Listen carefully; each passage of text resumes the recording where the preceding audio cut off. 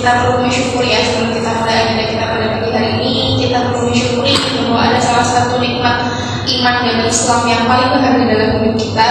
Dan pada detik ini kita masih diberikan oleh Allah keridoan ya untuk memegang teguh nikmat paling berharga. Tiada privilege paling berharga seorang muslim kecuali lahir dan tumbuh dalam kondisi nikmat iman dan Islam sampai detik ini semuanya. Sekaligus kita sebagai seorang muslimah perlu mensyukuri bahwa kehadiran kita, kehidupan kita, Allah jamin kemuliaannya. Kita tidak perlu ya meminta, mengemis dan sebagainya terkait kemuliaan itu, karena Allah telah mendudukkan ya, memberikan kedudukan muslimah kemuliaan sesuai dengan statusnya masing-masing. Dan Allah tidak pernah menilai kita dari seberapa banyak harta kita. Allah tidak pernah menilai kita dari seberapa tinggi jabatan kita. Allah tidak menilai kita dari seberapa banyak followers kita ya teman-teman. Karena kalau dinilai dari seberapa banyak followers, maka para nabi-nabi terdahulu pun juga akan kalah ya dibandingkan yang versi zaman sekarang. Tapi Allah tidak melihat dari itu semua. Namun Allah melihat kita dari bagaimana ketaatan kita. Allah tidak melihat kita dari apa suku kita atau rumah kita di mana ya, atau apa warna kulit kita. Maka itu yang perlu kita pertahankan sampai kapanpun ya. Semoga Allah ridhoi bahwa iman Islam inilah yang sangat berharga, khususnya di beberapa waktu ke depan ya teman-teman semuanya. Sejujurnya saya sangat senang ya teman-teman bisa bertemu dengan kawan-kawan muslimah di sini. Itu satu hal yang mungkin membuat saya bersyukur ya, masih bisa memberikan kesempatan untuk berjumpa, bermuajahah secara langsung. Setelah mungkin beberapa tahun kita mengalami pandemi, kita terbatas pertemuan hanya online saja.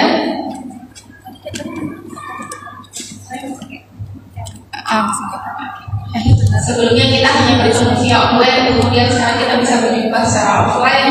Dan alhamdulillah ya ada kesempatan untuk bersilaturahmi ke beberapa daerah yang memang bisa saya kunjungi.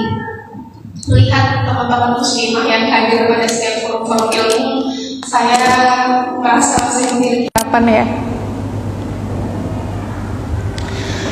Hari-hari ini kita banyak melihat fenomena penyimpangan, kita melihat banyak fenomena yang tidak baik, kita melihat banyak fenomena keburukan tersebar di mana-mana. Tapi ketika saya bertemu dengan para muslimah yang hadir dalam setiap majelis ilmu atau kajian-kajian keislaman begitu ya, saya melihat kita masih memiliki harapan. Masih banyak muslimah yang mempersiapkan dirinya untuk menjadi seorang istri dan ibu peradaban ke depannya. Masih banyak muslimah yang berusaha memegang teguh ketaatan, dan insya Allah kita yang hadir di sini dalam rangka kita ya untuk memperkuat iman Islam kita, dalam rangka untuk memperkuat ketaatan kita, dalam rangka untuk kita belajar ya dari sahabiah solehah terdahulu bagaimana menjalani hidup, menjalani hari sebagai seorang muslimah. Dan pagi hari ini kita ada janji ya untuk mengulas kembali, mengingat kembali kisah salah satu sahabiah, salah satu ummul mukminin, masya Allah, ummul mukminin Juwairiyah binti Al-Harits. Barangkali teman-teman juga sudah pernah membaca ya kisahnya, karena ini bisa kita temui di buku Sirah Sahabiah yang menyampaikan beberapa kisah-kisah para sahabiah. Kalau kita ingat ya teman-teman, beliau ini adalah salah satu istri dari Rasulullah SAW. Artinya akan banyak hikmah yang bisa kita ambil, akan banyak pelajaran yang bisa kita ikuti di zaman sekarang ya. Salah satu hal yang perlu kita syukuri sebagai seorang muslimah adalah kita tidak perlu mencari kesana kemari role model dalam hidup kita.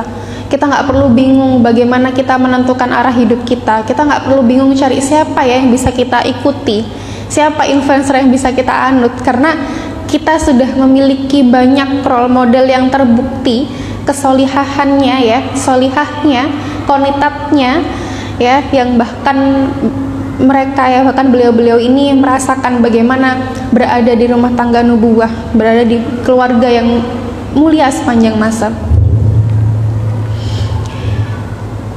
Dari referensi yang saya baca teman-teman terkait Ummul Mukminin Juwairiyah binti Al-Harits ini, beliau dijuluki sebagai wanita yang paling besar berkahnya bagi kaumnya. Nanti kita akan sama-sama ya mengingat kenapa beliau disebut sebagai wanita yang paling besar berkahnya bagi kaumnya ya. Kita berdoa ya, semoga kita juga mampu kehadiran kita menjadi berkah bagi orang di sekitar kita. Pertama, kita berkenalan terlebih dahulu siapa Ummul Mukminin Juwairiyah binti Al-Harits. Kalau kita melihat dari nasab dan keluarganya ya teman-teman semuanya, beliau lahir 14 tahun sebelum hijriah, 14 tahun sebelum hijrahnya Nabi Muhammad dan para sahabat ke Madinah ya. Beliau tumbuh dalam keluarga yang terhormat, keluarga yang terpandang. Kalau kita pahami teman-teman, banyak sekali kisah sahabat dan sahabiah itu lahir di keluarga yang terpandang, keluarga terhormat. Mungkin kalau kita sekarang nyebutnya crazy rich gitu ya, keluarga-keluarga yang bangsawan gitu. Namun kehidupan mereka akan berubah ketika memeluk Islam, ketika mengenal iman. Dan Ummul Mukminin Juwairiyah ini ya, sebelum jadi istri Nabi Muhammad, Juwairiyah ini lahir di keluarga, tumbuh di keluarga terpandang, terhormat, bangsawan gitu, sehingga dengan kondisi seperti itu teman-teman menjadikan beliau memiliki kepribadian yang baik ya. Beliau adalah seorang putri pimpinan Bani Mustalik. Ayahnya bernama Harits bin Abu Didar, pemimpin yang dipatuhi oleh kaumnya, pemimpin yang dipatuhi oleh Bani Mustalik. Dan karena kondisi yang penuh privilege itu ya, kalau kita mungkin menyebutnya privilege pada zaman itu ya, privilege berharga yang lahir di keluarga yang terpandang, keluarga bangsawan, keluarga terhormat dan sebagainya, sehingga menjadikan Juwairiyah itu tumbuh di tengah kenikmatan dan kemakmuran, yang itu menjadikan beliau memiliki kepribadian yang baik ya. Meskipun pada saat itu Juwairiyah belum memeluk Islam, tapi beliau tumbuh dengan kepribadian yang baik, kepribadian yang solihah ya, akhlak yang baik gitu. Meskipun kondisinya pada saat itu mungkin banyak bangsa Arab jahiliyah ya, sebagian bangsa Arab jahiliyah yang mereka tumbuh di tengah kekufuran dan sebagainya, tapi Juwairiyah ini tumbuh dengan kepribadian yang baik, kepribadian yang santun, bahkan menjaga muruahnya itu ya, menjaga marwahnya. Privilege yang beliau miliki itu menjadikan beliau untuk memiliki sopan santun atau mungkin etika yang baik begitu ya kita kalau menyebutnya. Bahkan karena kondisi itu, saking cantiknya beliau ya secara lahir dan batin, kemudian akhlaknya baik, etikanya baik, maka ia menjadi dambaan para laki-laki ya, ibaratnya kayak primadona zaman sekarang gitu mungkin ya, menjadi dambaan para laki-laki. Kemudian beliau menikah dengan Musafi bin Safwan. Nah, singkat cerita teman-teman,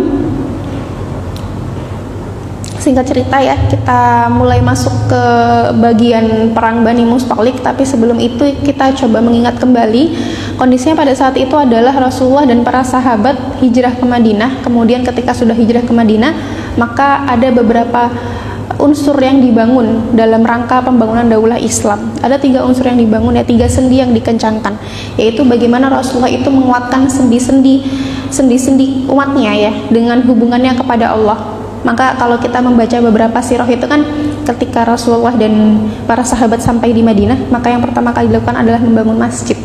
Itu adalah upaya Rasulullah untuk membangun ya hubungan umat dengan kedekatannya kepada Allah. Kemudian yang kedua adalah hubungan umat satu dengan umat yang lainnya. Artinya muslim yang satu dengan muslim yang lainnya. Beliau mentaakhikan ya antara sahabat-sahabat dari muhajirin dengan kaum Ansor. Kita sering mendengar ya kisah-kisah para sahabat yang saling dipersaudarakan, kemudian saling berlomba-lomba untuk memberikan segala harta yang dimilikinya. Nah, itu salah satu upaya Rasulullah untuk membangun sendi yang kedua, yaitu hubungan umat satu dengan umat yang lainnya, muslim satu dengan muslim yang lainnya. Kemudian yang ketiga adalah sendi yang ketiga, yaitu hubungan umat dengan umat yang lain ya, yang tidak beriman, yang belum beriman, yang dipersaudarakan, yang dijaga hubungannya itu tidak hanya muslim sesama muslim, tapi Rasulullah SAW juga menjaga hubungan para umatnya muslim dengan mereka-mereka yang belum masuk Islam yang tidak muslim pada saat itu. Itu bahkan salah satu bukti ya bahwa Rasulullah itu memberikan kita contoh toleransi dan mengayomi, sekaligus bukti bahwa ketika Islam memimpin atau berkuasa itu tidak akan semena-mena. Ya kita bisa lihat bagaimana fase saat itu Rasulullah menjaga sendi yang ketiga ini, teman-teman semuanya.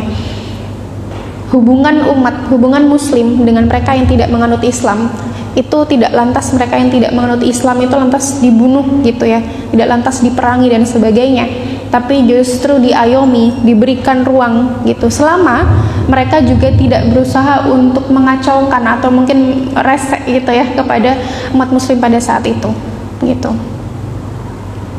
Nah, karena kondisi inilah ya, karena tiga sendi ini yang berusaha untuk dibangun hubungan umat dengan hubungan Allah ya, kemudian satu muslim dengan muslim yang lainnya, dan terakhir hubungan muslim dengan para umat lain, masyarakat yang bukan muslim, sehingga mulai terbentuklah yang namanya daulah Islam ya, atau masyarakat Islam, masyarakat yang Islami di Madinah gitu. Bahkan kondisi itu membuat Rasulullah SAW memberikan mengutus para sahabat untuk pergi ke wilayah-wilayah yang belum tersentuh oleh Islam, belum terjamah oleh Islam. Jadi Rasulullah itu mengutus para diplomat ya, kalau bahasa sekarangnya diplomat, mengutus para sahabat yang memiliki passion ya, memiliki kemampuan di bidang diplomasi, kemudian meminta mereka untuk mengajak orang-orang atau mungkin beberapa masyarakat di suatu wilayah yang tidak jauh atau mungkin bahkan agak jauh dari Madinah untuk ikut masuk ke Islam.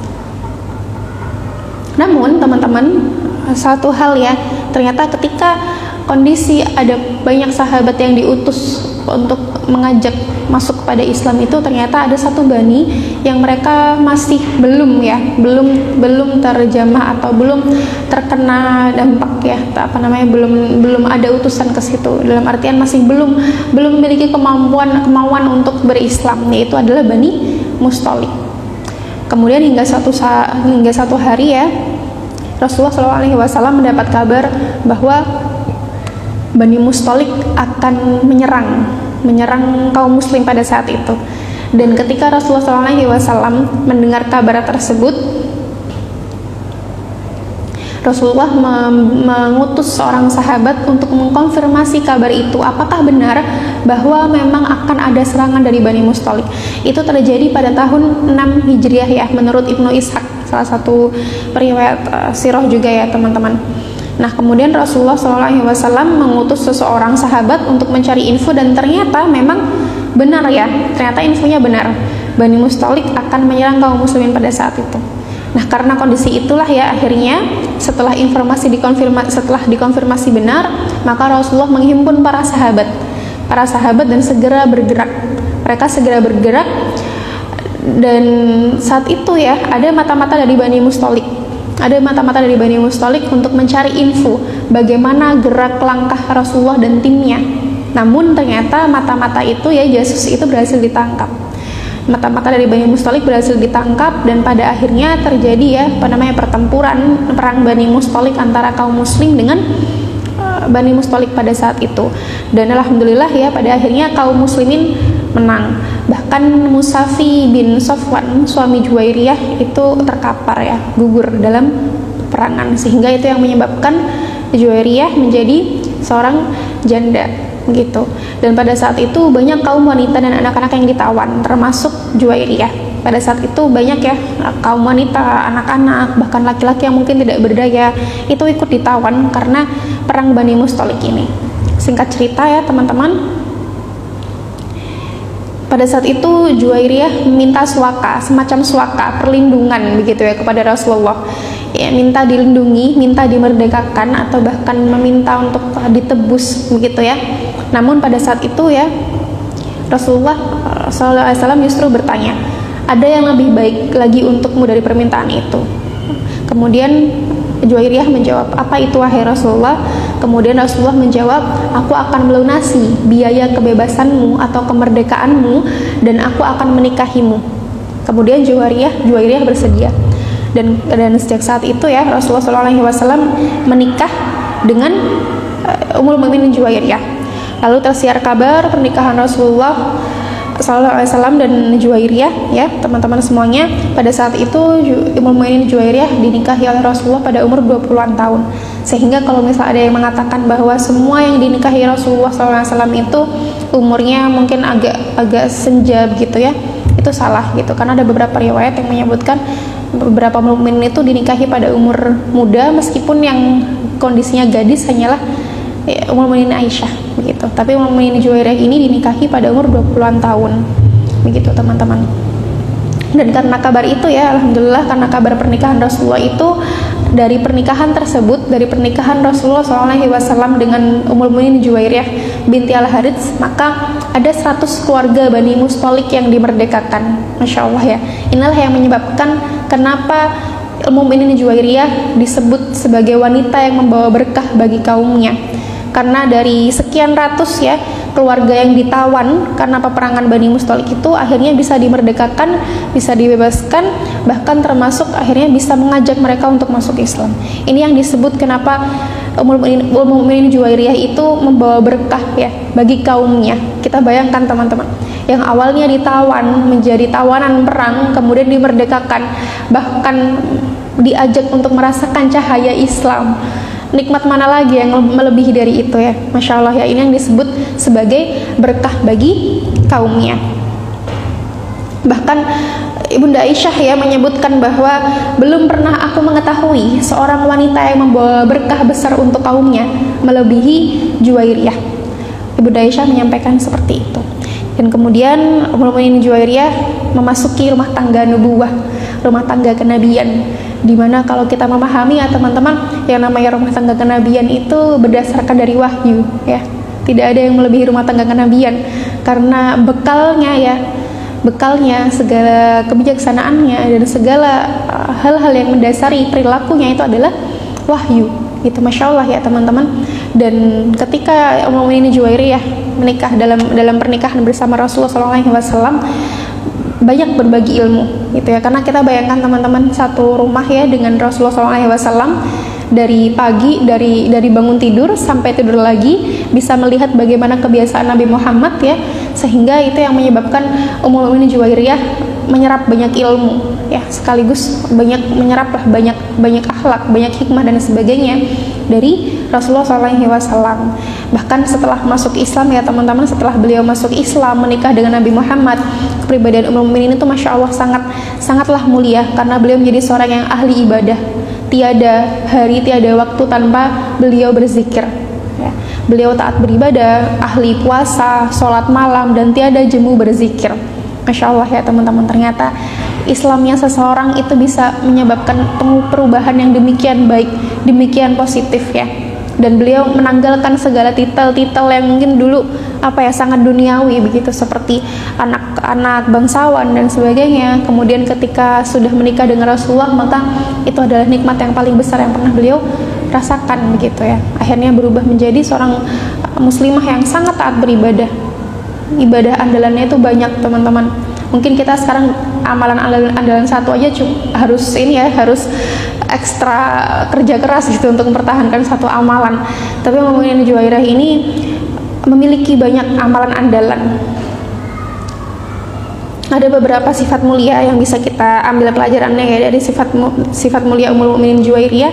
Yang pertama adalah qanitat, yaitu adalah muslimah yang taat kepada Allah, taat kepada suaminya ya. Kita bayangkan teman-teman ya, punya suami seorang Rasulullah SAW, Nabi Muhammad gitu, pasti itu membuat beliau untuk senantiasa menumbuhkan ketaatan gitu. Bahkan ketaatan beliau itu dalam rangka beliau taat kepada Allah. Kemudian sifat mulia Ummul Mukminin Juwairiyah lainnya adalah ahli ibadah. Itu yang perlu menguatkan kita untuk menjalani hari-hari kita. Kemudian beliau juga seorang ahli zikir ya. Beliau ahli zikir, tiada hari tanpa berzikir. Dan tidak hanya itu teman-teman, tidak hanya kepribadian muslimah yang ditumbuhkan yang bisa kita contoh dari Ummul Mukminin Juwairiyah, namun beliau juga memiliki beberapa kiprah dakwah ya. Seorang sahabiah itu pasti punya kiprah dakwah. Kalau kita ingin menjadi seorang muslimah yang solihah ya, menumbuhkan kepribadian mar'atus sholihah, maka kita juga harus memahami kehidupan para sahabiah itu tidak hanya berkutat pada diri sendiri, tidak hanya berkutat pada solihnya individu, tidak hanya berkutat pada kesolihan pribadi, tidak hanya berkutat pada bahwa saya mau menjadi yang paling muslimah, paling sholihah, paling sunnah dan sebagainya. Tapi kehidupan para sahabiah itu juga dihikmatkan untuk umat ya. Para sahabiah ini, bahkan khususnya para ummul mukminin ini, menghikmatkan waktu yang ada itu untuk umat, termasuk ummul mukminin Juwairiyah. Beliau ya bersama Ibunda Aisyah itu turut menyebarkan ilmu, sehingga selain ahli ibadah, ummul mukminin Juwairiyah itu juga mengajarkan ilmu kepada para ahli ilmu di Madinah. Bayangkan ya, itu ibaratnya kayak seorang trainer yang mengisi training for trainer ya. Jadi memberikan training kepada para calon trainer gitu, memberikan training kepada mereka-mereka yang nanti akan menyampaikan ilmu juga. Dan itulah yang dilakukan oleh Ummul Mukminin Juwairiyah ya teman-teman. Beliau mengajarkan ilmu kepada ahli ilmu di Madinah. Kalau kita bertanya-tanya kenapa bisa seperti itu, ya karena beliau menikah dengan Nabi Muhammad ya, manusia paling sempurna sepanjang masa. Maka segala tutur katanya, segala perilakunya, segala akhlakul karimahnya, dan segala hal dalam aspek kehidupan, maka itu adalah ilmu yang bisa disampaikan kepada orang lain ya teman-teman semuanya. Bahkan kita sampai detik ini tahu bagaimana cara makan, cara tidur, cara sholat dan beribadah dengan baik dan benar, karena adanya para istri Nabi Muhammad yang menyampaikan bagaimana Rasulullah SAW itu melakukan hal-hal harian ya, hal-hal kesehariannya, bagaimana daily activitiesnya Nabi Muhammad itu disampaikan oleh para istri Rasulullah teman-teman semuanya. Dan Ummul Mukminin Juwairiyah ini memiliki umur yang panjang, tapi umur yang panjang itu beliau lakukan untuk mengabdi kepada ilmu. Ummul Mukminin Juwairiyah berumur hingga 70 tahun ya, 70 tahun, tapi selepas kepergian Rasulullah SAW kembali kepada Allah begitu ya, beliau dedikasikan waktu yang tersedia itu untuk ilmu, fokus mengajarkan ilmu. Dan tentu ya cara mengajarkan ilmunya dengan adanya hijab, karena itu sudah ketentuan Allah ya yang tertera di Quran surat Al-Ahzab, bahwa ketika istri-istri Nabi akan menemui seseorang maka harus dibalik satir, dibalik hijab gitu, tapi tetap tersampaikan ilmunya. Bahkan ada salah satu doa yang sering kita ucapkan setiap pagi dan sore dalam alamat surat kita, yaitu subhanallah wa bihamdih adada khalqih wa ridha nafsih wa zinata arsyih hamdada kalimati. Itu adalah zikir yang diriwayatkan oleh Ummul Mukminin Juwairiyah. Masya Allah ya teman-teman, diriwayatkan, saya bacakan hadisnya ya, diriwayatkan dari Juwairiyah. Ia berkata, pada suatu pagi Rasulullah SAW datang kepadaku saat aku sedang sholat. Setelah itu beliau berlalu untuk keperluan beliau. Kemudian beliau pulang pada pertengahan siang, lalu bertanya, apa kau masih saja duduk dari tadi pagi? Lalu Ummul Mukminin Juwairiyah menjawab, ya. Kemudian Rasulullah bertanya, maukah kau ajari kalimat-kalimat yang seandainya disamakan dengan semua yang kau baca sejak pagi, tentu akan setara dengannya. Kemudian Ummul Mukminin Juwairiyah menjawab, ya, aku ingin diajari tentang itu gitu. Kemudian Rasulullah menyampaikan ya, sebentar saya cek hadis lengkapnya ya teman-teman.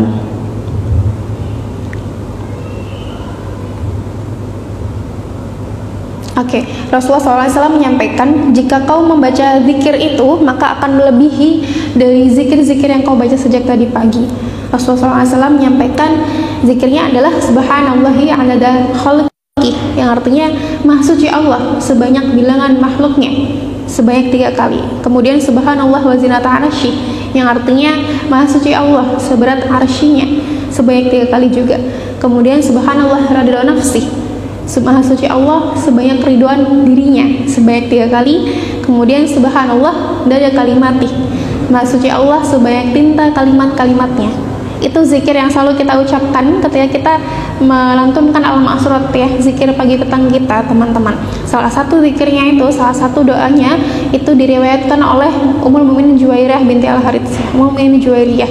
Kita bayangkan kalau para istri Rasulullah ini tidak meriwayatkan apa yang disampaikan oleh Rasulullah ya, tidak menyampaikan doa-doa yang dilantunkan oleh Rasulullah ya, mungkin kita bisa bingung kita harus doa seperti apa teman-teman. Masya Allah ya. Jadi kalau misal ada yang bilang perempuan dalam Islam itu nggak punya posisi, perempuan dalam Islam itu nggak diberikan posisi untuk berilmu, pada nyatanya doa yang sampai ini kita lantunkan, bahkan hal-hal kecil seperti bagaimana kita makan, bagaimana kita sholat dan sebagainya, itu banyak yang diriwayatkan dari ummul mukminin, para ummul mukminin ya teman-teman semuanya, para istri Nabi Muhammad gitu. Sehingga kita bisa belajar banyak ya dari kisah Ummul Mukminin Juwairiyah tersebut. Yang pertama adalah terkait kebijaksanaan. Kalau saya pribadi ya, ketika melihat keputusan beliau untuk bersedia menikah dengan Rasulullah, itu adalah titik kedewasaan beliau, kebijaksanaan beliau. Bentar. Itu adalah titik kebijaksanaan beliau, titik kedewasaan beliau, bahkan pasti beliau sudah mempertimbangkan ketika beliau akan menikah dengan pemimpin pada saat itu ya, pemimpin paling mulia, paling agung, beliau percaya pasti akan hadir banyak kebaikan. Ternyata memang benar teman-teman, ketika beliau menikah maka ada 100 keluarga ya yang akhirnya merdeka karena beliau menikah dengan Rasulullah. Itu juga wujud beliau berkorban ya, berkorban demi kaumnya, tidak hanya egois untuk memikirkan diri beliau pribadi, tapi juga memikirkan kebaikan untuk kaumnya gitu. Kemudian kita juga belajar terkait kiprah keilmuan dari Ummul Mukminin Juwairiyah.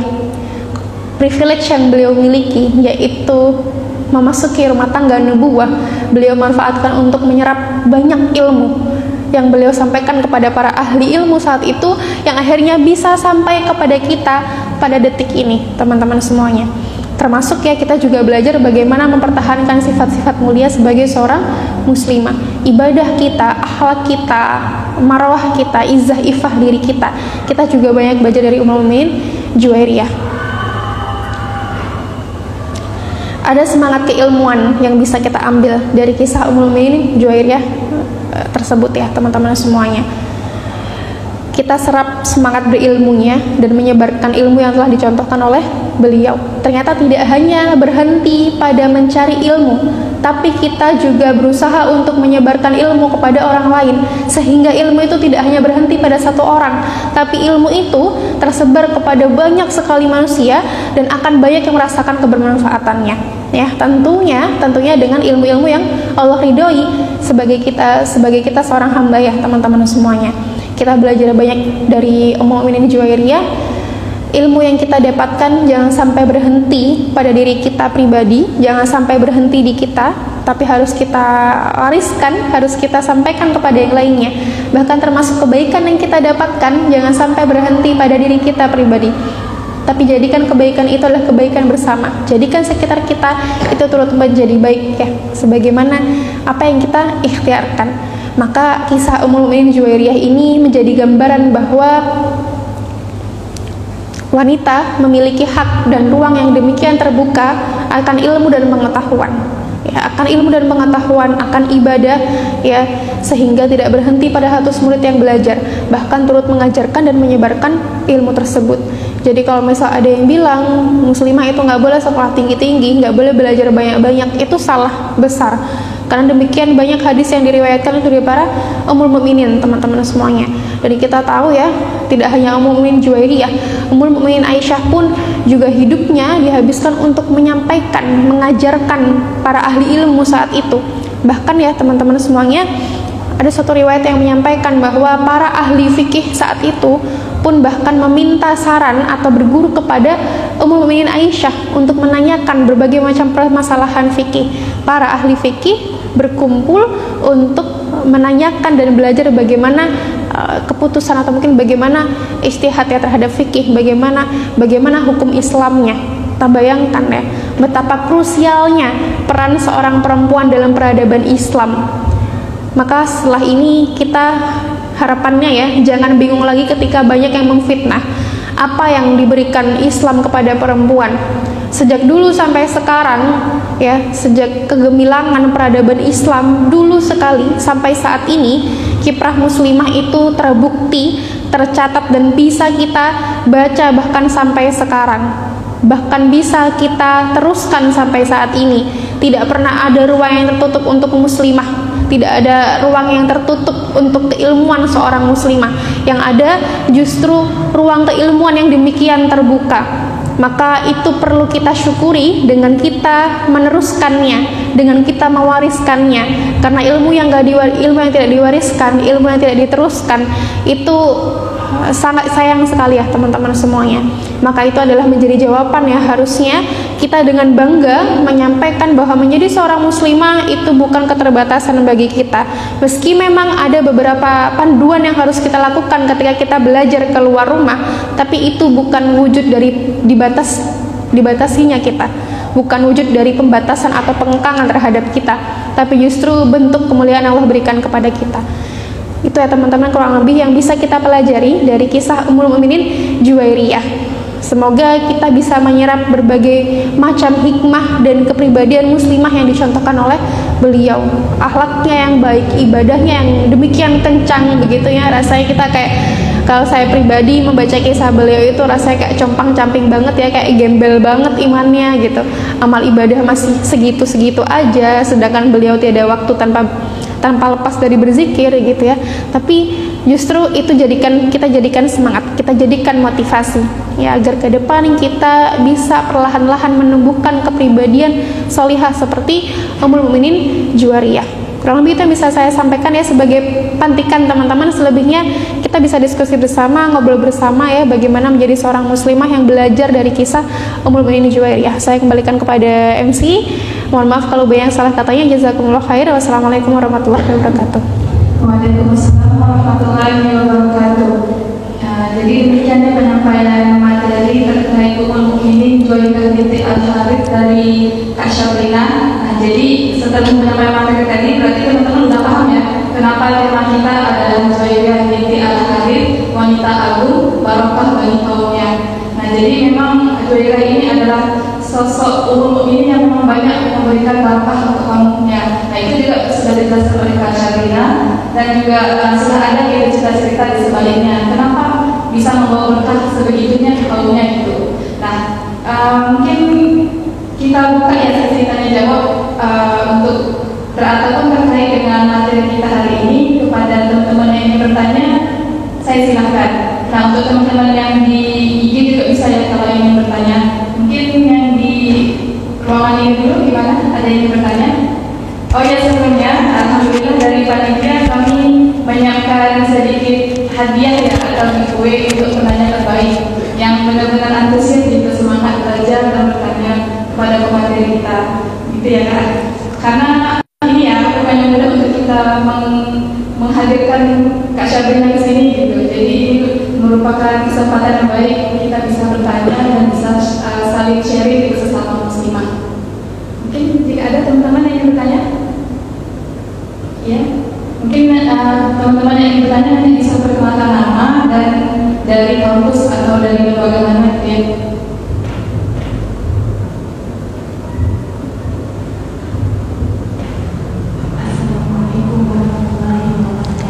Waalaikumsalam warahmatullahi wabarakatuh.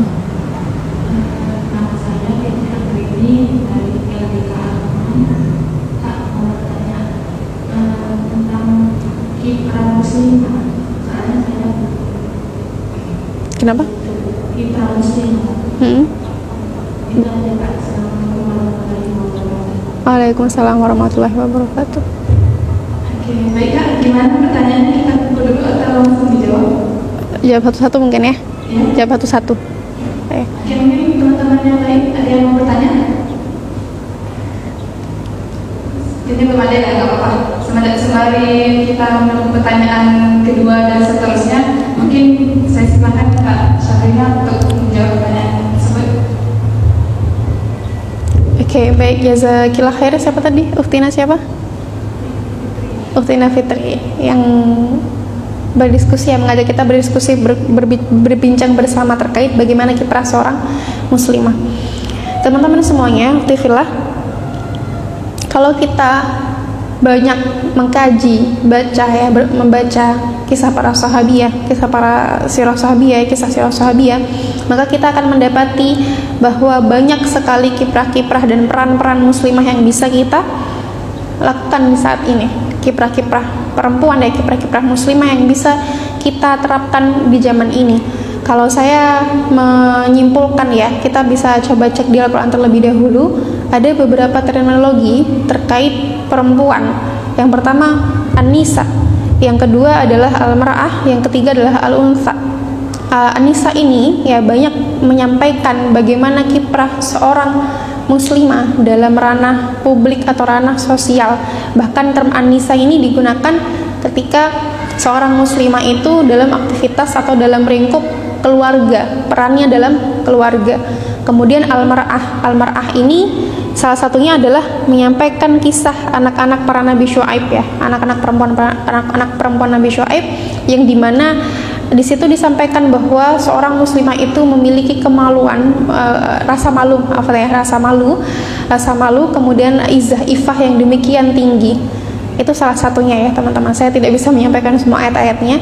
Kemudian al-untha ini digunakan untuk menggambarkan peran perempuan berkaitan dengan biologisnya atau berkaitan dengan jenis kelaminnya gitu ya. Bahkan beberapa itu disampaikan bahwa perempuan itu adalah mereka yang bisa haid ya. Di Al-Baqarah, saya lupa ayat berapa, ayat 223 kalau nggak salah, itu disampaikan bagaimana hukum ya seorang perempuan yang haid gitu. Artinya ya perempuan itu pasti memiliki peran reproduksi berupa haid ya, bisa haid, bisa hamil, melahirkan, menyusui dan sebagainya. Itu beberapa peran-peran yang disebutkan dalam Al-Quran, meskipun masih banyak sekali peran-peran perempuan yang lainnya. Tapi dari beberapa terminologi itu, 3 terminologi itu, kita bisa menyimpulkan bahwa ada 3 peran seorang muslimah dalam kehidupan ini. Yang pertama adalah mar'atus sholihah, yang kedua adalah zaujatul muti'ah, yang ketiga adalah ummu madrasah. Mar'atus sholihah adalah bagaimana kita bisa menumbuhkan kepribadian seorang muslimah yang sholihah ya, muslimah yang sholihah. Kemudian yang kedua adalah zaujatul muti'ah, menjadi seorang istri yang taat. Namun kalau kita sudah menjadi seorang istri, bukan berarti fase mar'atus sholihah kita abaikan, bukan berarti selesai gitu ya, tapi justru itu adalah fase yang dilakukan secara berkesinambungan. Kemudian ummu madrasah, menjadi ibu peradaban. Itu adalah 3 peran yang tertera dalam Al-Quran, peran muslim yang tertera dalam Al-Quran. Untuk menjadi mar'atus sholihah itu tidak hanya dengan beribadah, bahkan ada satu kewajiban yang ini perlu kita ingatkan terus-menerus kepada muslimah saat ini, adalah kewajiban untuk berdakwah, kewajiban untuk amar ma'ruf nahi mungkar, yang itu sifatnya bukan fardu kifayah, lantas kalau misal UPB melakukan yang lainnya nggak perlu melakukan, nggak seperti itu. Tapi artinya itu adalah wajib untuk diri kita masing-masing. Amar ma'ruf nahi mungkar, kewajiban berdakwah, kewajiban untuk mengajak kepada kebaikan, itu adalah kewajiban yang harus kita lakukan sebagai seorang individu. Meskipun kita mungkin terlibat di lembaga dakwah kampus ya, kita terlibat dalam amal-amal kolektif, kita terlibat di rohis, komunitas kebaikan dan sebagainya, tapi kita tetap punya kewajiban untuk berdakwah secara individu ya. Itu perlu kita ingatkan. Kenapa? Karena kalau kita tidak mengingatkan seorang muslimah dengan visi misi yang demikian besar gitu ya, maka mereka akan disibukkan dengan hal-hal yang tidak berguna. Mereka akan disibukkan dengan joget-joget di media sosial, mereka akan disibukkan dengan galau-galau, menanti dan sebagainya. Mereka juga akan disibukkan dengan hal-hal yang tidak berguna untuk masa depannya. Maka kita perlu mengingatkan muslimah bahwa mereka punya misi yang besar. Kita mau mengemban misi yang besar, teman-teman. Menjadi seorang mar'atus sholihah, menjadi perempuan sholihah itu tidak berhenti pada kita rajin beribadah saja. Karena aspek yang harus kita sempurnakan, yang harus kita utuhkan, itu tidak hanya aspek ruhiyah, tidak hanya aspek fikriyah ya. Bahkan kita juga punya kewajiban untuk menjaga jasad kita, menjaga akal kita. 3 aspek utama yang harus kita jaga dalam diri kita adalah aspek ruhiyah, fikriyah, dan jasadiyah. Ruhiyah mungkin kita sudah terbiasa ya teman-teman, sholat, tilawah, dan sebagainya. Tapi fikriyah, ini kadang kita suka luput teman-teman.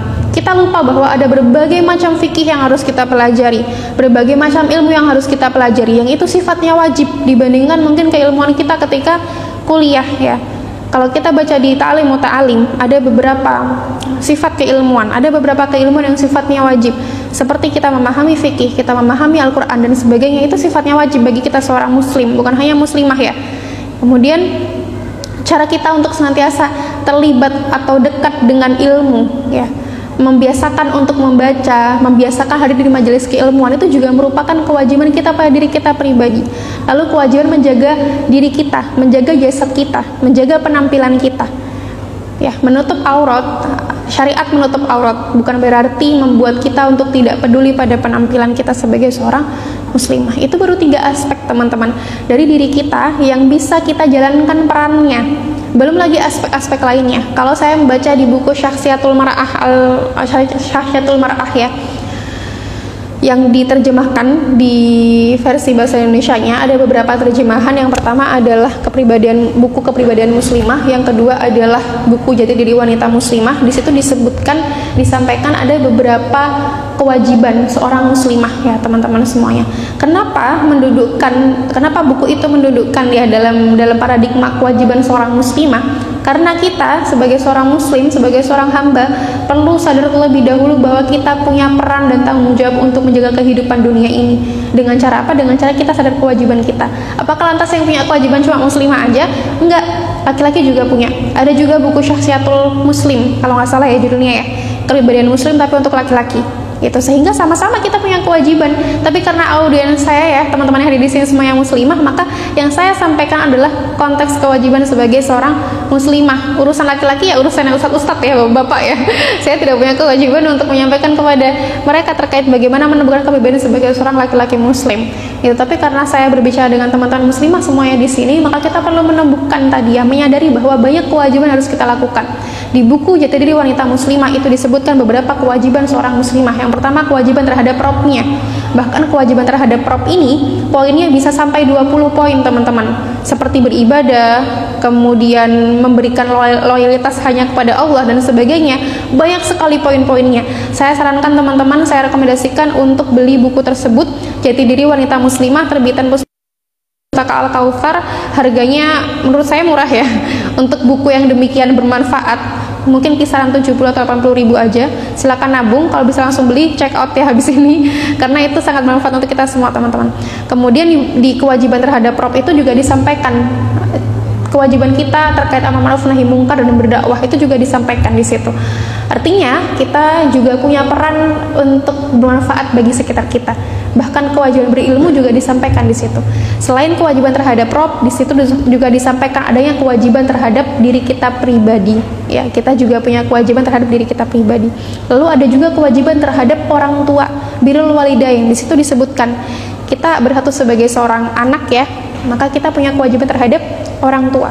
Di situ juga disampaikan kewajiban sebagai seorang istri, teman-teman ya. Bukan berarti laki-laki nggak punya kewajiban. Ini kalau misal nyampe di media sosial ya, kalau dipotong-potong aja nih ya videonya apa yang saya sampaikan, rawan untuk di-spin kemana-mana. Jadi saya sampaikan bahwa adanya kewajiban seorang istri itu bukan berarti nggak ada kewajiban seorang suami.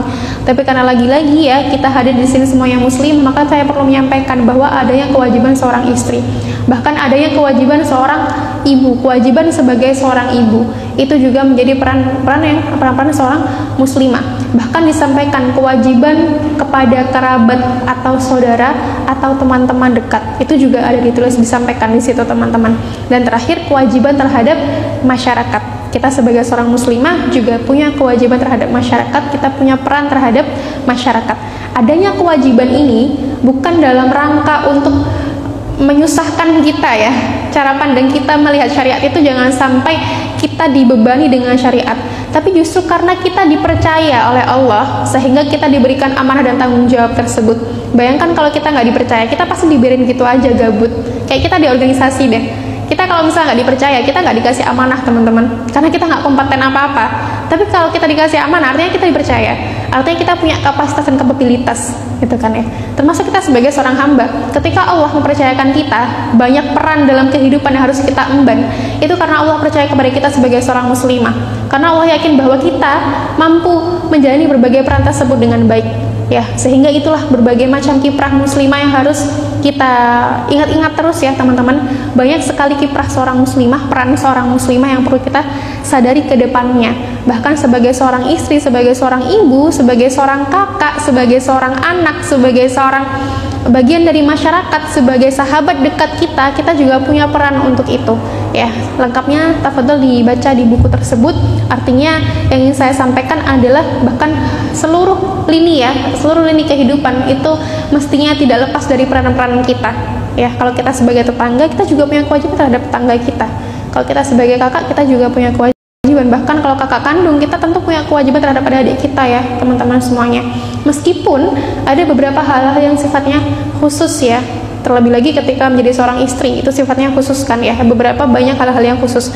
Tapi sebetulnya teman-teman, ketika saya menyampaikan berbagai macam kewajiban tadi, itu banyak kewajiban yang sifatnya general, yaitu berlaku untuk laki-laki dan perempuan. Betapa banyak ayat-ayat ya, ayat-ayat yang menyampaikan jaminan pahala dari Allah kepada laki-laki dan perempuan kalau laki-laki dan perempuan tersebut bertakwa, beriman, beramal soleh dan sebagainya. Itu untuk keduanya. Nggak ada ceritanya, oh laki-laki kalau sholat dia dapat surga, perempuan nggak dapat surga. Nggak ada ayat kayak gitu. Coba silakan dicari di Al-Quran. Semuanya itu menyebutkan bahwa wahai laki-laki dan perempuan ya, jika laki-laki dan perempuan beriman, jika laki-laki perempuan beramal solih ya, melakukan kebajikan, sholat, zakat dan sebagainya, maka Allah janjikan ampunan dan pahala yang besar untuk keduanya. Dan itu sama, nggak ada ceritanya beda tingkatan gitu ya, atau beda kelas gitu, misalnya satu VIP satunya VVIP, nggak ada seperti itu. Artinya jaminan pahala yang Allah berikan itu sama pada kita, dan itu menunjukkan bahwa Islam itu memegang teguh yang namanya keadilan ya teman-teman semuanya. Daripada kita ini agak kesemutan.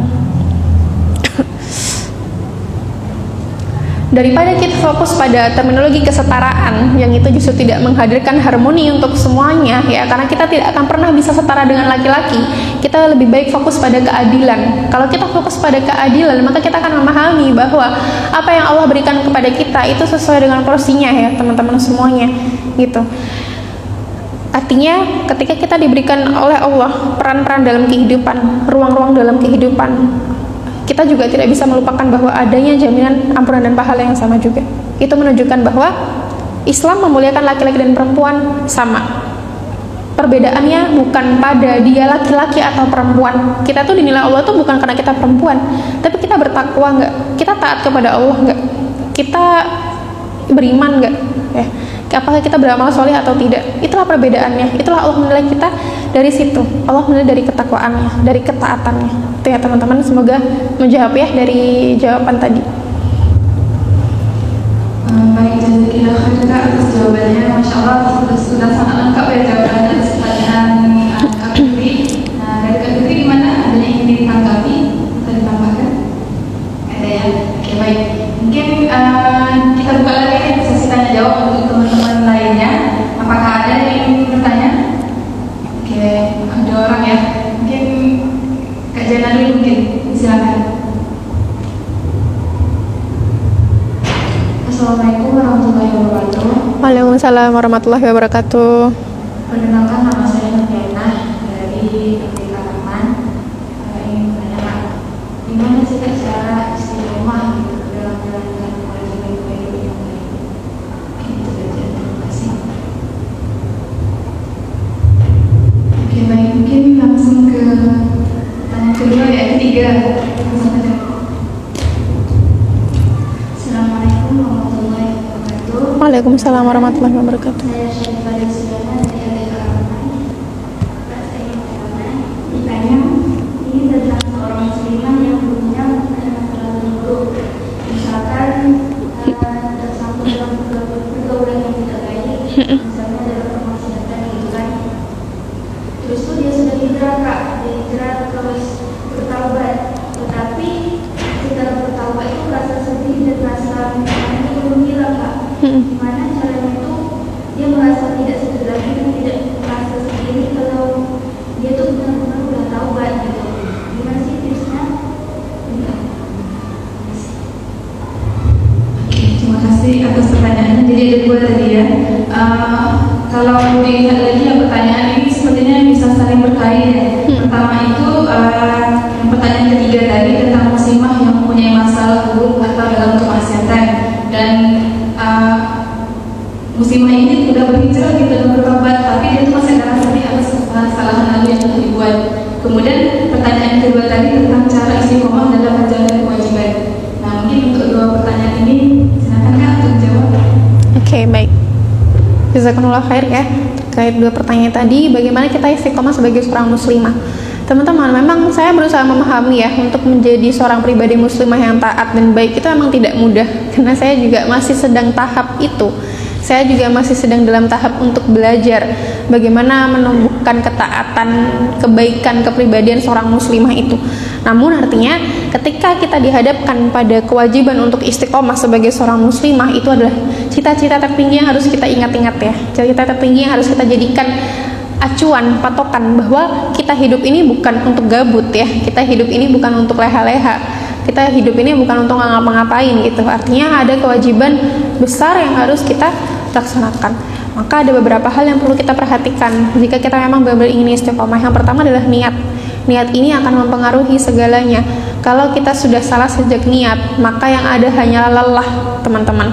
Kalau niat kita itu hanya sebatas biar dapat laki-laki baik ya, kayak di novel-novel atau di sinetron-sinetron, ya kita cuma dapatnya itu aja.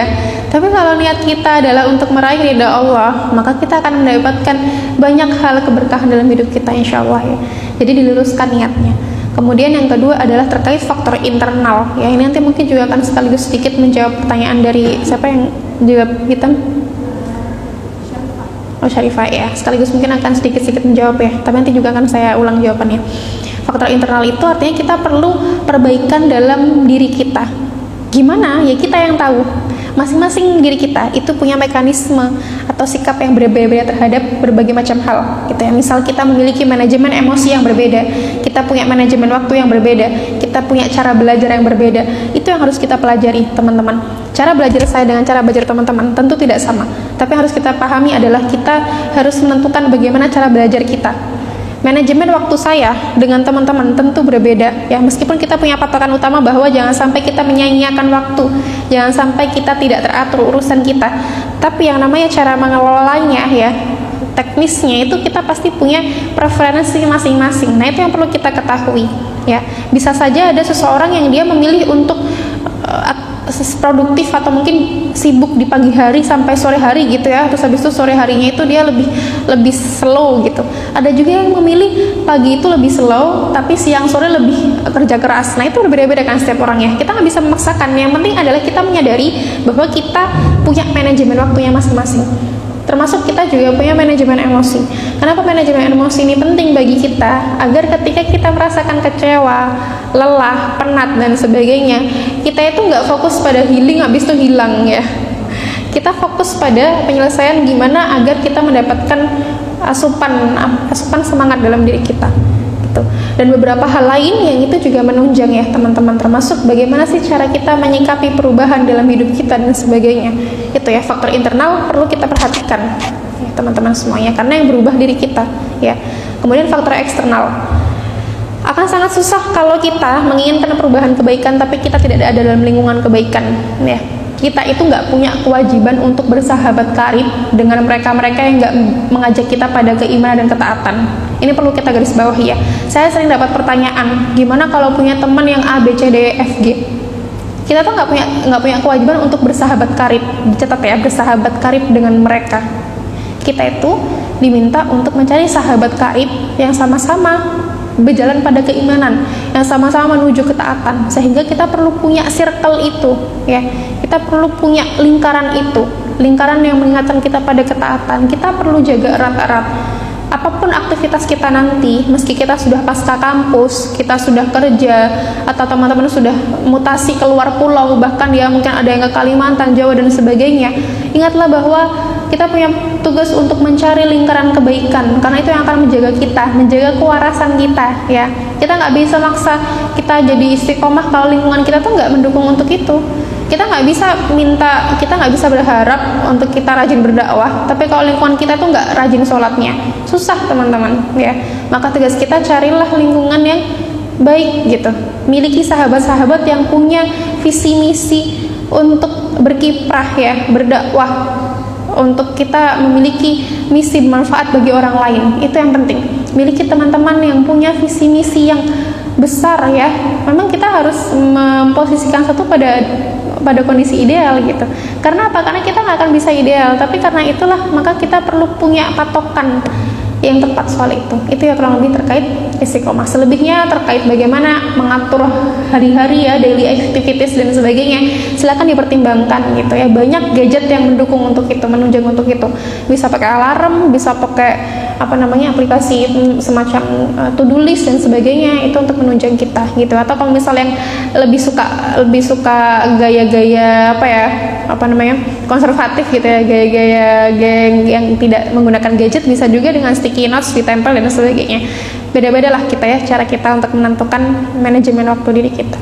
Itu kurang lebih ya terkait bagaimana menjadi istiqomah di zaman sekarang.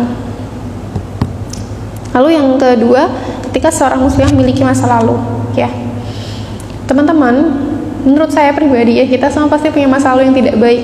Terlepas tidak baiknya itu levelnya seberapa. Artinya adalah setiap manusia pasti pernah punya kesalahan. Setiap manusia pasti pernah melakukan dosa ya. Tidak ada manusia yang bebas dari kesalahan selain Nabi Muhammad SAW, apalagi kita yang manusia biasa ya. Artinya melakukan kesalahan itu adalah satu hal yang sewajarnya dilakukan oleh seorang manusia. Yang tidak wajar adalah ketika dia berkutat pada kesalahan terus-menerus. Dan jika seorang muslimah pernah punya masa lalu yang tidak baik ya, entah interaksi dia dengan laki-laki dan sebagainya, maka tentu tugas dia adalah bertaubat. Tugas dia bertaubat dan menjauhi segala aktivitas yang mendekatkan dia pada maksiat sebelumnya. Kalau sebelumnya mungkin dia nauzubillah ya, mungkin dekat dengan khamar dan sebagainya, maka dia harus taubat nasuha, benar-benar taubat dan benar-benar menjauh dari lingkungan seperti itu. Bahkan kalau bisa tinggalnya jauh dari tempat-tempat yang jual khamar. Misal ya, ini case aja ya, contoh aja kalau misal emang dia mau taubat dari minuman keras misal, maka tinggallah dari tempat yang jauh dari tempat jual khamar gitu. Biar apa ya? Biar dia nggak inget-inget bahwa dia punya masa lalu itu gitu. Karena godaan setan itu pasti akan datang. Itu ya. Jadi taubat nasuha itu tidak berhenti pada kita memohon ampun kepada Allah, tapi juga kita minta untuk dijauhkan dari aktivitas-aktivitas seperti itu. Itu ya. Dan itu tentu membutuhkan aktivitas kebaikan untuk menjadi sandaran kita. Kalau kita benar-benar ingin selesai dari masa lalu yang tidak baik, kalau kita ingin selesai dari masa lalu yang buruk begitu ya, maka carilah aktivitas kebaikan yang membuat kita lupa untuk tergoda lagi. Sibukkan diri kita ya, libatkan diri kita dalam berbagai macam agenda kebaikan, sehingga taubat nasuha kemudian melibatkan di dalam agenda kebaikan itu menjadi solusi bagi kita ya, untuk senantiasa gitu, tidak lupa bahwa kita punya banyak cara untuk tidak lagi terjebak pada masa lalu. Kemudian terakhir adalah teman-teman, kita mengingat lagi ya, ayat yang pasti kita sering baca, yaitu wala tayasu rauhillah, maka jangan putus asa dari rahmat Allah. Kita sebagai seorang muslimah tidak boleh putus asa dari rahmat Allah. Jangan pernah merasa bahwa kita jauh dari ampunan Allah ya, karena itu sama aja dengan kita suuzon. Maka teruslah meminta ampunan kepada Allah. Tentu yang memohon ampun bukan hanya yang pernah punya masalah yang tidak baik ya. Yang perlu mohon ampun tuh kita semua, karena kita udah ya Allah, kalau diukur mungkin banyak banget dosanya ya teman-teman semuanya. Dan bersyukurlah kita tidak diperlihatkan segala aib-aib kita dan dosa kita gitu, sehingga jangan pernah berputus asa dari rahmat Allah. Kita banyak-banyak memohon ampun, bahkan yang banyak untuk meminta diberi petunjuk ya, bagaimana agar kita bisa fokus dalam agenda kebaikan ke depannya. Itu terakhir teman-teman semuanya, bagaimana cara agar kalau kita punya masa lalu ya, dan tidak ingat-ingat lagi, jauhi godaan-godaan yang tidak baik ya. Jangan pernah kendor atau jangan pernah memberikan toleransi sedikit pun pada hal-hal yang membuat kita dekat dengan masa lalu yang tidak baik itu. Kalau misalnya ya, tadi case-nya adalah pernah punya masa lalu dekat dengan homer ya, pokoknya jangan mau tinggal di dekat klub misalnya ya, atau jangan mau diajak teman-teman nongkrong di tempat-tempat yang tidak halal juga. Saya ketika pindah di Batam itu ya, salah satu hal yang membuat saya harus riset ketika sebelum nongkrong adalah karena banyaknya kafe-kafe yang jual khamar ya. Ternyata banyak kafe-kafe yang jual khamar, dan sedihnya adalah banyak perempuan berjilbab yang datang ke sana gitu. Jadi saya tuh setiap sebelum pergi ke kafe ya, mungkinnya kan cari makan cepat gitu ya, tapi akhirnya harus cari di Instagram dulu menunya apa, lihat di Google Maps dulu bagaimana list menunya gitu, memastikan agar kita nggak datang ke kafe-kafe yang ternyata jual Homer gitu. Sesusah bukan susah ya, tapi memang ternyata itulah perjuangan kita untuk menjaga kehalalan yang kita konsumsi gitu kan. Makanya akhirnya daripada saya repot ya, akhirnya ya udahlah mending kita pergi ke outlet-outlet yang jelas halal certified gitu kan. Meskipun kadang kita kan pingin merasakan situasi yang berbeda gitu ya, ngafe-ngafe, nongki-nongki gitu kan. Nah itu salah satu hal kecil, jangan sampai kita memberikan toleransi atau memberikan memberikan kelonggaran pada hal-hal yang ternyata itu mendekatkan kita pada hal-hal yang masalah yang tidak baik. Atau misal kita pernah punya masalah dengan laki-laki gitu ya, maka jangan pernah komunikasi di jam-jam mabuk ya. Kalau saya bilang itu jam-jam mabuk ya, jam-jam yang orang-orang udah nggak waras lagi. Misal jam 10 ke atas, jam 10 malam ke atas itu udah bukan jam normalnya seorang manusia untuk berkomunikasi, apalagi laki-laki perempuan. Kalau sama perempuan nggak masalah ya teman-teman gitu, kita mau curhat sampai jam berapa pun juga terserah ya, atau bahkan nginep bareng gitu kan, nginep bareng atau gimana gitu terserah. Tapi kalau misalnya sama laki-laki yang baiknya ada jam dibatasi gitu, jamnya untuk komunikasi. Itu salah satu cara kita untuk tidak memberikan kelonggaran ya, yang itu membuat kita dekat lagi dengan masalah yang tidak baik, misal soal interaksi dengan lawan jenis, atau misal tidak menerima tumpangan laki-laki sama sekali. Kadang itu ya, di situ ujiannya para akhwat ya, di beberapa kondisi gitu. Mereka misal ketika KKN atau misal di satu tempat yang terpencil gitu ya, godaannya adalah mereka harus dihadapkan pilihan dibonceng laki-laki atau bawa motor sendiri. Nah itu termasuk godaan ya teman-teman. Kalau kita tidak pandai-pandai menyikapinya ya, kita akan merasa bahwa oh itu nggak apa-apa kok. Sekali kita membenarkan suatu hal yang tidak benar, ya seterusnya kita akan mencari-cari pembenaran untuk suatu hal yang jelas-jelas salah gitu ya. Jadi jangan kasih kendor ya, jangan kasih kelonggaran pada suatu hal yang memang kita harus punya prinsip terkait hal itu gitu ya. Itu beberapa tips agar kita sebagai seorang muslimah kalau misalnya punya masalah yang tidak baik, gimana agar tidak fokus terhadap masalah itu. Pasti jangan lupa juga untuk cari baik-baik kesibukan yang baik ya, aktivitas yang baik biar produktif gitu. Itu kurang lebih ya, semoga menjawab. Baik, jazakillah khair atas jawabannya. Mana dari dua pertanyaan tadi sudah jelas? Ada lagi yang mau ditambahkan? Nggak ada ya, oke. Ini Kak, di IG ada juga satu pertanyaan dari Nurfaliza. Katanya, aku Ustazah izin bertanya, bagaimana muslimah menjaga hati ketika melihat orang yang belum berhijrah, berkaca dari Ummul Mukminin Juwairiyah binti Al-Harith. Nah ini mungkin perbedaannya, mungkin kadar kita dilakukan gitu ya, pas kita melihat yang belum hijrah, atau mungkin kita merasa kita udah hijrah, kita cuma merasa gitu dan kita kan belum tahu ya apakah kita benar-benar hijrah atau tidak dari sebelumnya. Mungkin pas melihat misalnya yang berjilbab pendek atau gimana, terbesit di hatinya gitu. Nah ini gimana nih Kak? Caranya itu kita menjaga. Oke, menjaga hati ini saya kira terkait urusan perasaannya. Ternyata menjaga manajemen mungkin emosi atau mungkin pikiran dalam diri kita ya, biar kita nggak tergoda pada hal-hal yang mungkin kita anggap sebagai suatu hal yang bisa nggak ya kayak gitu. Ini kita coba bahas tadi case aja ya, seorang muslimah, seorang akhwat yang ingin istiqomah misal ketika sudah terbiasa dengan pakaian syar'i, kemudian ketika melihat orang-orang yang jilbabnya mungkin belum panjang dan sebagainya gitu. Kalau saya pribadi ya, kita juga tentu sudah saya sampaikan, kita jangan kasih kelonggaran pada suatu hal-hal yang membuat kita berpotensi untuk melakukan hal yang tidak baik, termasuk ketika soal pakaian kita sebagai seorang muslimah. Kalau saya pribadi ya, museumkan segala pakaian-pakaian yang nggak akan kita gunakan sekarang. Misal celana jeans misalnya, celana jeans atau misal kaos ketat misal, atau apapun yang itu nggak akan kita pakai sekarang untuk keluar.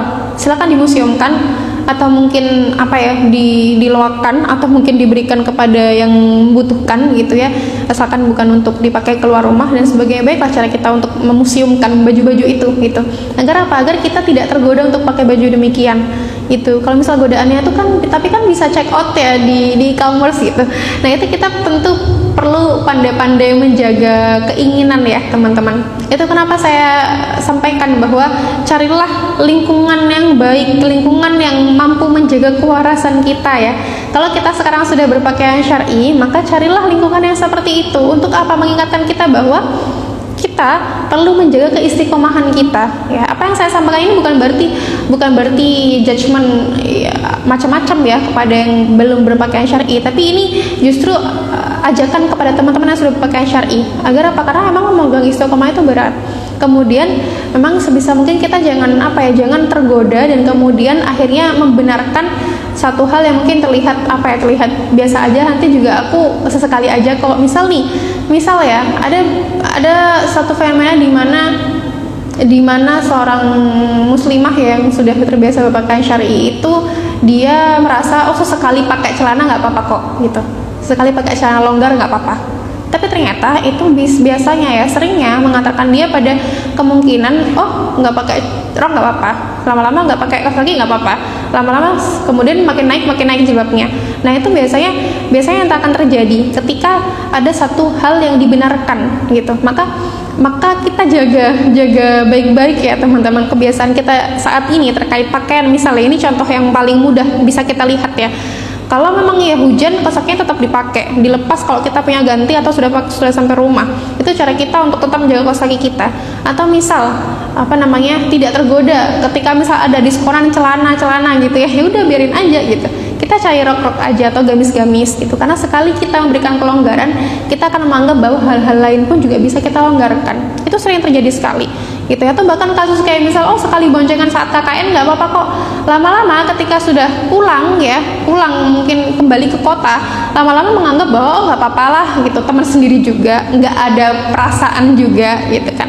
Akhirnya makin lama makin kendor, akhirnya udah terlalu jauh sampai terlalu jauh gitu. Maka memang untuk menjaga kita biar tidak tergoda kalau kita melihat suatu hal yang mungkin kita pernah di titik itu dulunya, atau kita kok kayaknya ingin balik ke masa itu ya kita harus dialihkan ya. Kita perlu pandai-pandai mengontrol pikiran kita, mengontrol perasaan kita, perlu baik-baik dikelola, jangan sampai pikiran itu sampai kepada tindakan. Pikiran tidak baik itu jangan sampai terwujud, terimplementasikan dalam perilaku. Cukuplah dipikirkan aja, habis itu dibuang jauh-jauh dan kita sibukkan dalam kebaikan ya teman-teman. Memang ya itulah ujian kita, tantangan kita ya. Makanya kenapa saya berkali-kali menyampaikan sibukkan dalam kebaikan, ya biar kita nggak ada waktu luang untuk mikir yang enggak gitu, biar kita nggak ada waktu luang untuk mikir yang galau-galau. Dan aktivitas kebaikan itu tidak hanya di dunia nyata, ada banyak ruang yang harus kita isi. Dunia nyata, dunia maya, online ataupun offline, itu perlu kita isi ya dengan hal-hal kebaikan kita sebagai seorang muslimah, teman-teman. Kalau kita sudah berusaha mewarnai hidup kita, dunia nyata maupun dunia maya, maka kita nggak ada waktu untuk mikir hal-hal yang aneh-aneh, hal-hal yang gimana-gimana gitu. Itu ya, semoga menjawab ya yang tadi di live IG. Baik, jazakallah khair. Sebelumnya Kak, apakah bisa Kak kalau kita tambah pertanyaan tadi? Boleh, Pak. Oke, mungkin teman-teman di sini gitu, apakah masih ada lagi yang ditanyakan? Oke.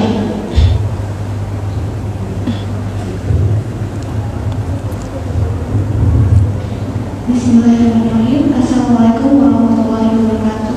Waalaikumsalam warahmatullahi wabarakatuh. Nama saya Hana Dewi. Saya ingin bertanya kepada Kak Sabrina.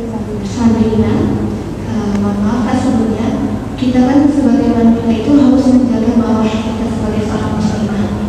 Nah, sedangkan kita tahu dalam diri seorang wanita itu adanya kelembutan. Nah, bagaimana jika kita bertemu dengan lawan jenis kita?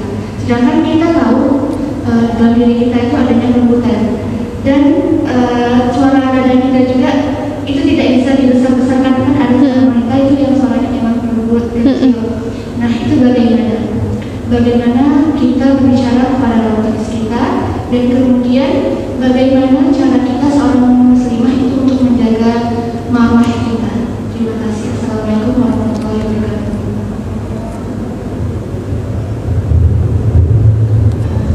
Baik, itu Kak tadi pertanyaannya Kak. Oke, baik. Terima kasih ya, jazakallah khair.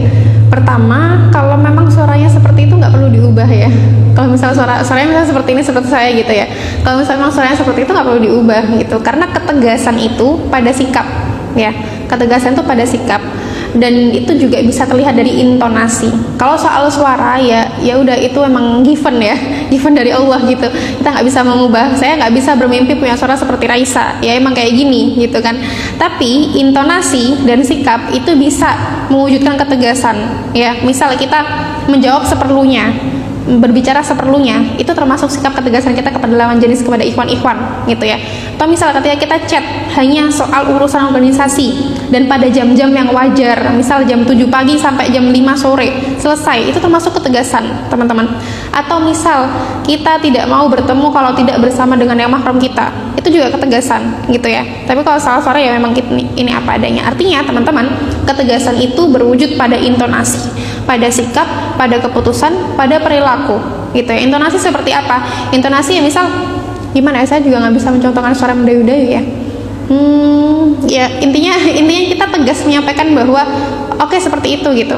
Atau misal gimana ya, oh ya, saya ingat biasanya itu di media sosial itu beberapa kali seliweran kan ya, suara cewek-cewek menggoda gitu kan. Nah, tidak seperti itu gitu ya. Intonasi nggak seperti itu. Intonasi itu kita menyampaikan bahwa ya gimana ya apa adanya gitu kan, apa adanya. Kemudian terkait sikap, ya sikap dan keputusan gitu. Misal kita nggak mau bertemu, bahkan sekalipun untuk hal kecil kayak misal ngasih buku misalnya, kita nggak mau ketemu kalau nggak ditemenin sama akhwat teman kita, sahabat kita, itu termasuk sikap, ketegasan sikap kita gitu kan.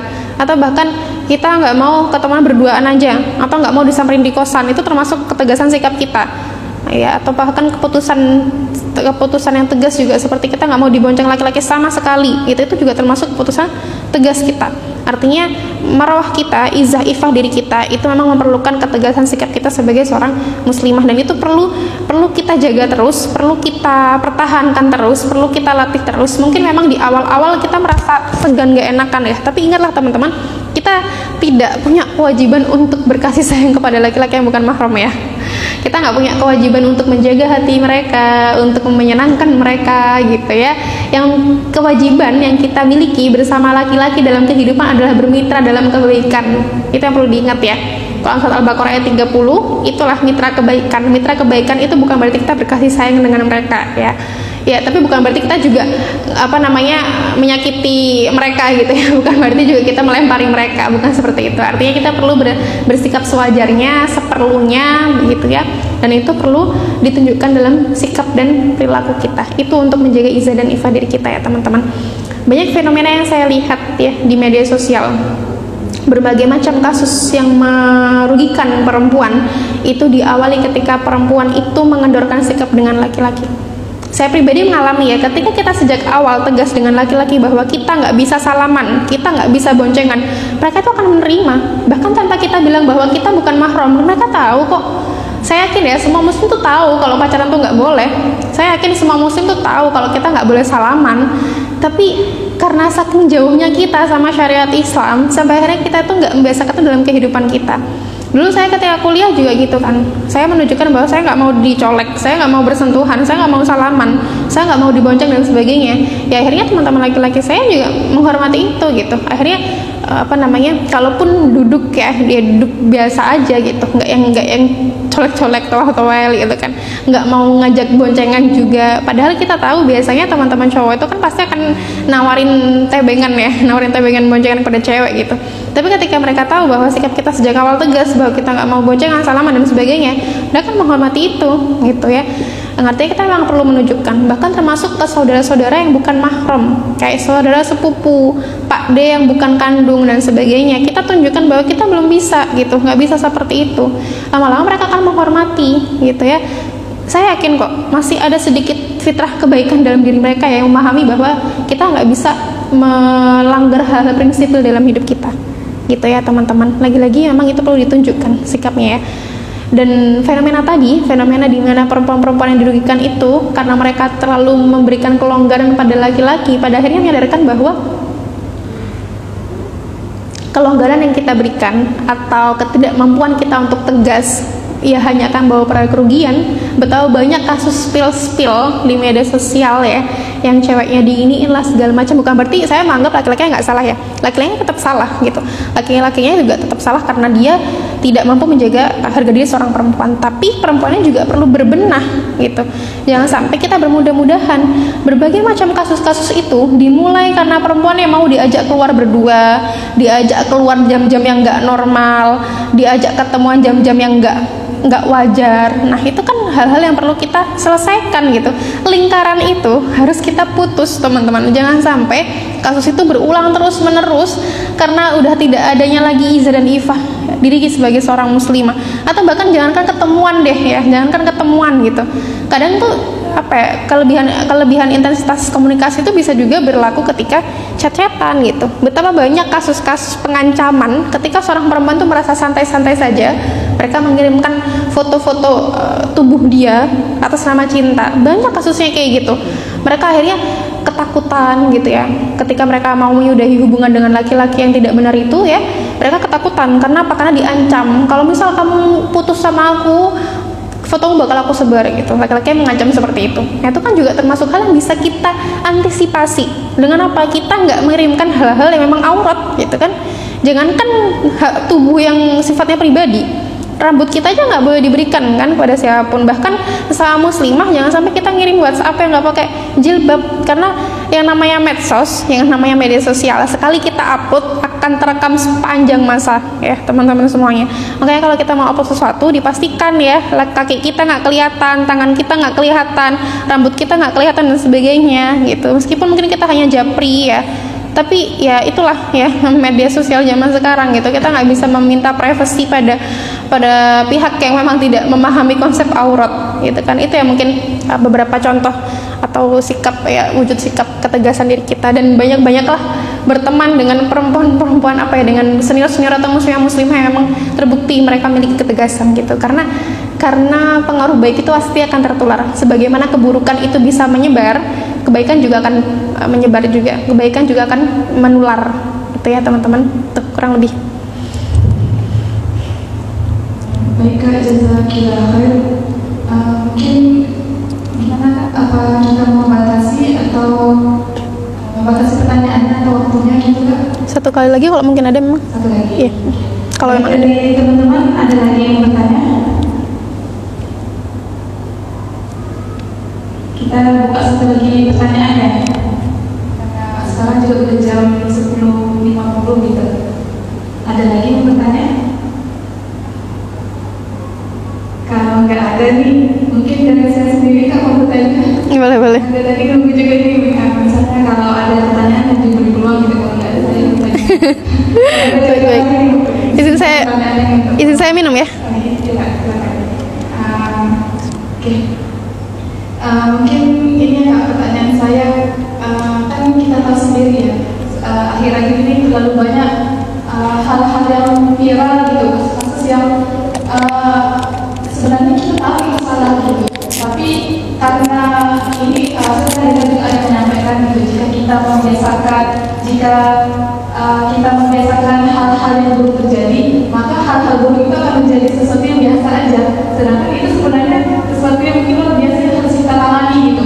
Nah mungkin ini misalnya ya terkait dengan Cita yang Fashion Week, atau mungkin kasus-kasus lainnya, misalnya itu salah ya Kak kalau kita lihat, tapi kalau kita lihat sendiri contohnya itu dari Cita yang Fashion Week itu aja, kita lihat dari wali kota, mungkin dari artis-artis atau instafans dan sebagainya, mereka juga menormalkan itu kayak gitu. Yang menurutnya biasa aja, sedangkan itu memang nggak boleh gitu ya. Nah itu jika kita lihat sendiri ya, sebagai muslimah nih kan tadi Kakak juga sudah menyampaikan di awal, ya kita ini selain belajar menuntut ilmu gitu, kita juga wajib untuk menyampaikan. Nah jadi untuk hal seperti ini gitu Kak, bagaimana kita menanggapinya? Karena dari saya pribadi tak pas saya pendidikan, saya tahu nih ada yang memang salah lah gitu, ada sesuatu yang tidak berikan. Tapi karena kita melihat orang juga kayak membiasakan itu kayak nggak salah gitu kan, jadi kita kayak ragu gitu, apa ya, gimana ya, apa aku harus sampaikan atau tidak gitu. Nah mungkin terkait pertanyaan ini gimana Kak? Oke, baik. Menarik ya teman-teman semuanya dari pertanyaan UPB tadi, gimana sikap kita ketika melihat banyak orang tuh kok kelihatannya kayak mereka juga menormalisasi hal yang tidak normal. Kalau saya menyebutnya, kalau kami ya, saya dan teman-teman menyebutnya menormalisasi penyimpangan, karena memang itu menyimpang ya teman-teman, banyak hal menyimpang dari situ. Kita jangan ragu untuk mengucapkan yang buruk memang buruk, itu salah satu sikap yang harus kita miliki. Ketika memang hal itu salah, kita ucapkan salah. Kalau zina itu haram, sebutkan haram. Kalau pacaran itu haram ya haram, LGBT haram ya haram gitu. Nggak ada tapi-tapi, nggak ada ini itu gitu ya, nggak ada excuse, nggak ada reasoning yang menyebabkan mereka akhirnya tidak termasuk penyimpangan. Tapi memang ya ujian kita di situ teman-teman, istiqomahnya kita itu diuji ketika kita tidak dalam lingkaran kebaikan ya. Biasanya seringnya istiqomah kita diuji ketika kita dalam kondisi mungkin kita berasa sendirian, nggak ada teman lain yang kayaknya saya merasa yang mau sholat aja ya, yang lainnya nggak mau sholat gitu kan. Nah itu ujian bagi kita gitu. Misalnya kita di kerjaan gitu ya, di suatu industri atau perusahaan yang ternyata mereka tuh kayaknya muslim tapi kok nggak ada yang nggak ada yang sholat ya gitu. Nah itu ujian kita, gimana kita tetap mau sholat ketika yang lain nggak sholat. Termasuk tadi yang disampaikan sama OPB ya, gimana kita tetap menyampaikan kebenaran dan kebaikan ketika banyak orang lain itu terlihat menyampaikan keburukan ya. Tentu kita harus tegas menyikapi itu. Bersuaralah teman-teman. Kenapa sih kok kelihatannya banyak orang-orang yang mendukung penyimpangan? Karena yang bersuara itu hanya yang mendukung penyimpangan. Sedangkan yang mendukung kebaikan mereka takut gitu. Mereka masih bingung, masih mikir, masih khawatir nanti bakal diserang buzzer dan sebagainya. Tapi itu sunatullahnya teman-teman. Di mana-mana kebatilan itu pasti akan berhadapan langsung dengan al-haq ya. Yang namanya keburukan pasti akan berhadapan langsung dengan kebenaran dan kebaikan. Termasuk kalau kita misal bersuara di media sosial, konsekuensinya ya memang pasti kita ya paling parah akun kita bakal hilang gitu kan. Saya beberapa kali akun Instagram saya itu disembunyikan, story disembunyikan, postingan susah dijangkau dan sebagainya. Ya karena saya menyuarakan Palestina, menyuarakan LGBT dan sebagainya. Tapi nggak masalah gitu. Itu hanya baru hukuman kecil yang harus kita pahami bahwa itulah konsekuensi menyampaikan kebaikan dan kebenaran ya. Tapi yang paling penting adalah kita mampu membuktikan kalau orang-orang benar itu mereka nggak diem aja gitu ya. Saya pribadi itu kita harus memunculkan giroh dalam diri kita ya teman-teman, memunculkan izah sebagai seorang muslim, tunjukkan bahwa kita sebagai muslim tuh nggak terima diginiin. Bayangin ya, kita muslim di negara kita itu seolah kayak kalau misal penyimpangan hal itu diteruskan terjadi, kan kita semacam kayak nggak dianggap di sini. Seolah muslim itu nggak ada di Indonesia dan seolah kita nggak perlu dihargai gitu. Padahal kita punya value yang harus kita jaga erat-erat gitu. Nah, gimana cara kita untuk menunjukkan? Ya kita harus tunjukkan dengan tegas, sampaikan dengan tegas di berbagai ruang yang bisa kita sampaikan ya. Gitu. Dalam berbagai macam kesempatan ya teman-teman, ketika ada forum sharing online ataupun sharing offline, ngisi kajian online ataupun offline, saya berusaha untuk menyampaikan bahwa ini suara kita gitu ya, ini suara kita, ini sikap kita gitu. Kita harus tegas ya, dalam artian kalau orang-orang yang memiliki pola pikir waras dan benar ini nggak bersuara, ya memang kita nggak bisa maksa kalau orang-orang buruk ini nggak bersuara. Teman-teman, konten buruk, konten sesat, konten menyimpang itu nggak akan pernah habis. Kita nggak bisa bikin mereka hilang di dunia ini, karena pada nyatanya justru konten itu akan semakin mendapatkan exposure, semakin mendapatkan tempat. Tapi yang bisa kita lakukan adalah kita mengisi, kita semakin banyak suara-suara kebaikan yang kita lemparkan di media sosial. Itu yang bisa kita lakukan teman-teman. Konten buruk nggak bisa hilang, tapi konten baik bisa muncul, konten baik bisa lahir, konten baik bisa tumbuh. Itu yang bisa kita lakukan, dan itu dimulai sejak sekarang. Maka jangan takut untuk bersuara. Kalau misal nanti memang ada konsekuensinya adalah misal kita dizerang buzzer, ya udah nggak apa-apa. Kalau teman-teman tahu ya, buzzer-buzzer yang nyerang orang-orang yang nggak suka LGBT itu, mereka tuh buzzer. Mereka tuh cuma ngejar apa? Ya selain mungkin karena memang mereka punya ideologi seperti itu ya, mereka juga ngejar duit gitu. Mereka ngejar kalau semakin banyak komentar buruk yang mereka sampaikan, semakin banyak uang yang mereka dapatkan gitu. Bahkan di Twitter itu terkenal seperti itu ya.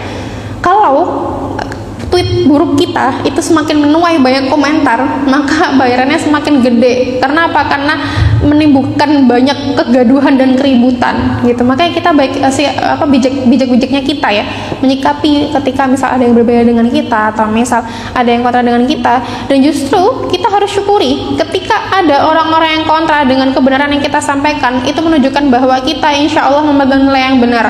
Kalau kita menyampaikan bahwa zina itu haram, terus ada yang tantrum, ada yang ngereok ya, ada yang marah-marah, ya berarti mereka kan salah, bukan kita gitu. Kenapa? Karena kita punya panduan yang jelas, tuntutan yang jelas gitu ya teman-teman. Meskipun ya dalam berdakwah ada fikihnya, ada caranya gitu ya. Kita sampaikan dengan satu hal yang jelas, tidak ambigu, dan yang pasti itu menyampaikan bahwa itu prinsip kita gitu ya. Selain kita jangan takut untuk menyampaikan, kita juga harus memperhatikan cara-caranya. Agar apa? Agar yang kita sampaikan itu bermakna, agar sampai muatannya, sampai tujuannya kepada orang-orang yang membaca. Itu ya, dan akan panjang bahasannya kalau kita membahas bagaimana cara berkarya di media sosial. Tapi intinya ya itulah ya dunia yang kita hadapi, teman-teman. Jangan takut ya, karena ujian atau mungkin konsekuensi dunia itu tidak lebih menyeramkan dibanding konsekuensi kita di akhirat. Ketika kita dipertanyakan apa tanggung jawab kita ketika melihat penyimpangan. Istri Nabi Lut itu dihukum bukan karena dia LGBT, tapi karena dia apa? Mendukung. Ya, kita bayangkan teman-teman, mereka coba kita lihat di komentar media sosial, banyak cewek-cewek jilbaban tapi mendukung. Kita bayangkan apa yang akan terjadi nanti di hari akhir. Nauzubillah min zalik ya, kita nggak tahu. Tapi yang pasti ya, yang akan dihukum itu bukan hanya orang yang berperilaku LGBT, tapi mereka yang menjadi pendukung atau bahkan yang diam ketika kemungkaran terjadi. Itu juga harus siap menghadapi pertanggungjawabannya kelak. Dari ujian pernikahan ya, rumah tangga nubuwah Ibunda Aisyah dan Rasulullah SAW, kita bisa belajar bahwa orang-orang muslim yang diam ketika Ibunda Aisyah difitnah itu juga dapat hukuman dari Allah dan peringatan dari Allah. Bayangkan, itu hanya diam loh ya. Mungkin kita kesannya kayak diam itu cari aman, padahal itu nggak aman sama sekali. Ya mungkin aman di dunia ya, sekarang kita nggak tiba-tiba digerebek atau nggak tiba-tiba di ban akun kita, atau mungkin sekarang kita ngerasa kayak aman lah, nggak ada yang julitin kita gitu. Tapi kita nggak bisa menjamin keamanan nanti karena kita diam terhadap kebatilan gitu. Jadi yang akan mendapatkan pertanggungjawaban nanti itu ya teman-teman, semua kita diminta pertanggungjawabannya. Tapi yang udah jelas bahwa akan mendapatkan hukuman dari Allah itu ya, selain perilaku kebatilan, kemungkaran, mereka yang mendukung, mereka yang diam juga itu termasuk. Karena apa? Kita muslim, kita meyakini segala hal syariat dalam diri kita, tapi kita diam, itu sama aja kita munafik teman-teman. Karena apa? Karena kita nggak bersahabat dengan tegas itu ya. Jadi jangan sampai diam kita atau cara kita mencari aman, atau bahkan auzubillahnya ya, diam-diam membenarkan atau bahkan abu-abu sikapnya, itu menjadi bumerang yang kelak akan merugikan kita di hari akhir. Karena kita di dunia itu cuma kapan sih gitu ya, kita nggak tahu sampai kapan kan itu. Maka kita harus mempersiapkan semaksimal mungkin itu ya, kurang lebih ya teman-teman. Semoga menjadi motivasi untuk kita semua, termasuk teman-teman yang hadir di Instagram ya. Semangat untuk kita semua. Memang ke depan sepertinya kita perlu untuk untuk ramai-ramai ya, untuk menunjukkan bahwa ini izah kita. Jangan sampai kita mau digoyangkan izah kita, jangan sampai kita mau direndahkan harga diri kita sebagai seorang muslim ya, dengan mereka merasa bahwa penyimpangan mereka yang benar. Sampaikan bahwa penyimpangan mereka itu salah. Dan apa yang kita sampaikan itu yang insya Allah ya teman-teman, itulah yang harus disampaikan gitu ya.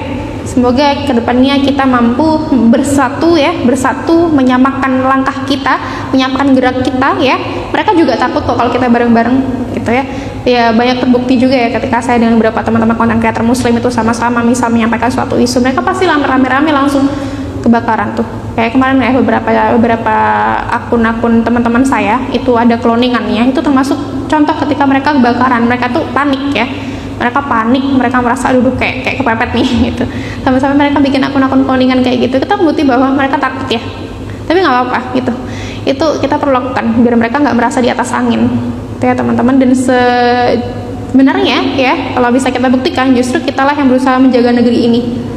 Kalau misalnya ada yang bilang kita nggak jelas kontribusinya untuk negeri, justru kita yang menjaga negeri ini dari penyimpangan, kita yang menjaga negeri ini ya, kita yang menjaga masyarakat atau anak muda dari penyimpangan, kita yang menjaga negeri ini gitu. Karena apa? Karena kita nggak ingin negeri ini menjadi negeri yang tidak bermoral ya. Kita justru yang menjaga negeri ini agar menjaga nilai-nilai sesuai dengan norma-norma dalam negeri ini. Dari dulu sampai sekarang Indonesia itu nggak pernah anti agama. Indonesia itu selalu menjaga hal-hal dalam kehidupan sejalan dengan agama. Jadi kalau misalnya ada yang berusaha menjauhkan agama dari kehidupan, justru dialah yang berusaha mengacaukan Indonesia. Dia yang berusaha untuk menghancurkan Indonesia. Orang-orang menyimpang itulah yang menghancurkan Indonesia. Itu ya, kurang lebih teman-teman semuanya.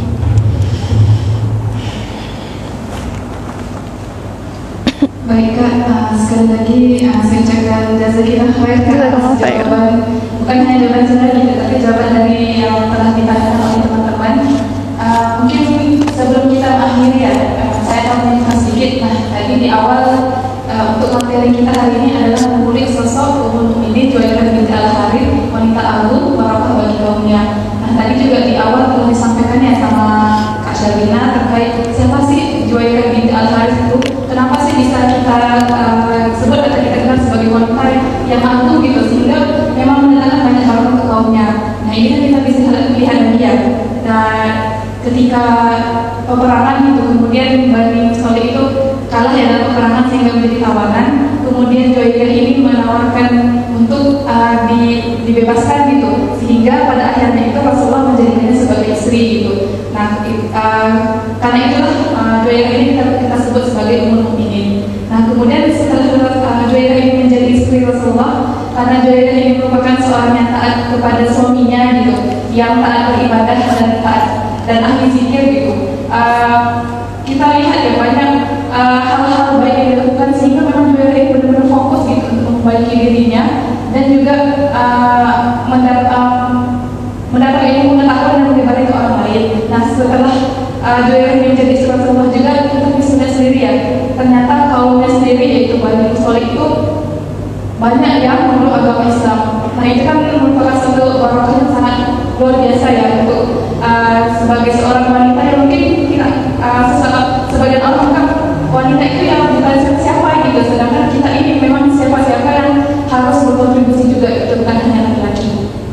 Nah, tadi juga telah ada banyak pertanyaan dari teman-teman semua terkait apa iktibar atau hikmah gitu yang kita bisa ambil dari kisah Juwairiyah ini. Nah, mungkin itu yang sedikit kesimpulan dari saya untuk mengakhiri gitu. Oke, selanjutnya adalah penyerahan bingkisannya yang kami akan berikan dari kami Tanjung Pinang dan juga FSADK Kepulauan Riau.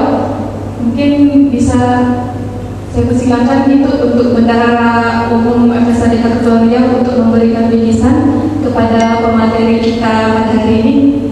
Silakan.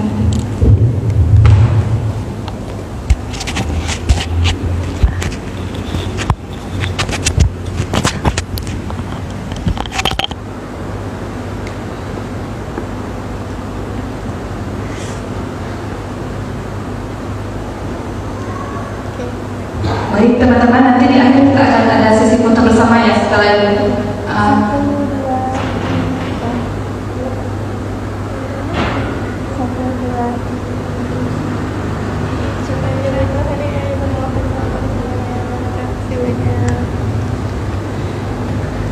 Baik, sekali lagi saya ucapkan jazakillah khair kepada Kak Syarina atas waktu yang diluangkan untuk berbagi kepada kita muslimah di Tanjung Pinang dan juga kepada takdir kita gitu dari kami karena telah mendampingi Kak Syar ya dari Boyotomo ke sini gitu. Oke, baik teman-teman, semoga ilmu yang kita dapatkan hari ini bermanfaat dan kita sama-sama dapat menyebarkan kebaikan kepada sekeliling kita gitu, bukan hanya kita sendiri yang dapat ilmu, tapi juga ilmu yang kita dapatkan itu bermanfaat untuk orang lain. Sebelum kita tutup, saya persilakan saudari Linda gitu untuk membacakan doa.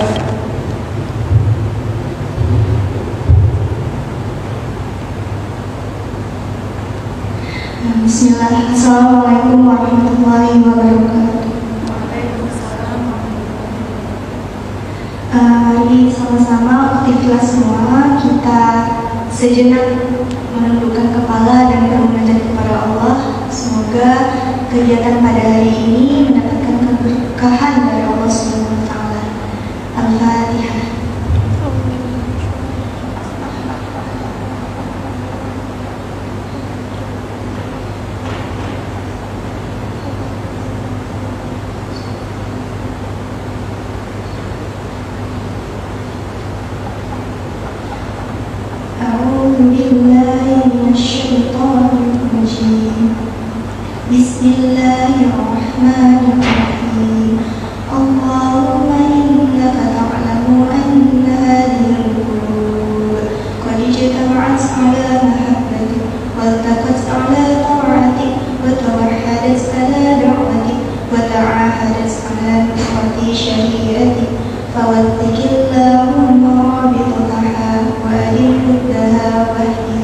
رسولها واملأها بنورك الذي لا يرجو واشرح صدورها بفيض الإيمان بك وجميل التوكل عليك وأحيها بمعرفتك وأعرسها على الشهادات في سبيلك إنك نعم المولى ونعم النصير اللهم آمين وصل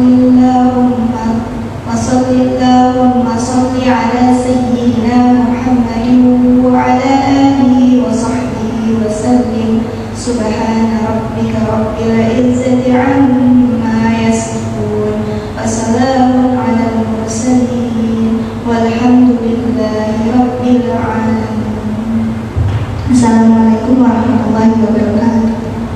Waalaikumsalam warahmatullahi wabarakatuh.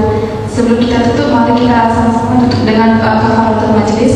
Subhanakallahumma wa bihamdika asyhadu an la ilaha illa anta astaghfiruka wa atubu ilaik. Saya mewakili para panitia dan ingin mohon maaf gitu atas mungkin segala kekurangan sepanjang pelaksanaan kegiatan kita pada pagi ini dan perbuatan dari saya sendiri mungkin yang menimbulkan ketidaknyamanan teman-teman semua, yang baik itu datang dari Allah dan segala kekurangan itu datang dari diri saya sendiri. Mungkin ini ada sedikit pantun ya. Kami terpilih saat mengambil air diambil di dalam perigi. Acara ini telah berakhir, semoga kita berjumpa lagi. Wabillahi taufiq wal hidayah. Wassalamualaikum warahmatullahi wabarakatuh. Waalaikumsalam warahmatullahi wabarakatuh. Mungkin teman-teman bisa kita ke depan ya untuk kita foto bersama.